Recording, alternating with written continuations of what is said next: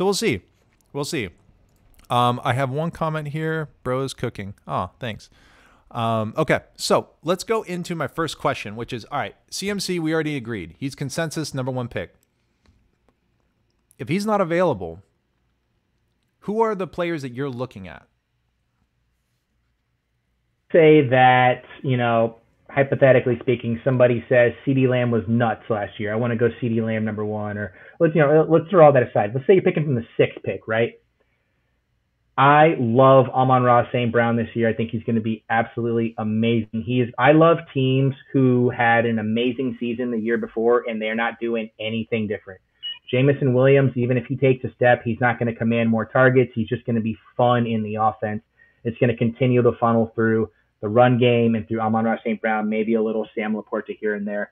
So he's going to lock it down. In the first round, I think people have a misconception about what you want your players to do. You want, if you're picking in the first round, your guy just truly to finish top 3 or 4. If he finishes #1 overall, fantastic. But really what you want is steady Betty. And then when you get to the fantasy playoffs, later guys in your draft are going to take over and really be your rocks. There's nobody with a more steady situation in the first round than Amon-Ra St. Brown. Not Tyreek Hill, not CeeDee Lamb with the shit that's going on in Dallas, not Justin Jefferson, not Jamar Chase. Not happening. This is a rock solid player.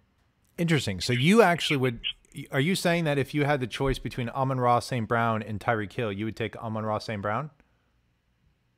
Good, because I'm one of these like weird freaks that looks at Tyreek Hill just coming off of back-to-back 1,700-yard seasons. That's insane, right? That's shit that's like impossible to pass up. How could you not take that? Well, historically speaking, the odds that he does that shit again with Tua, and I like Tua, don't get me wrong. I don't love Tua, but I like Tua. The factors that have to go into that with Devon Achane, Raheem Mostert, Jalen Waddle, you bring in Malik Washington, Jonnu Smith. Tyreek is the focal point of the offense, but if you're just talking about, those vibes you get when you're playing fantasy where like something in your stomach is telling you, it's hard to put the analytics to face. Sure. This is one of those. I'm not taking him over CD, but I'm taking him over Tyreek.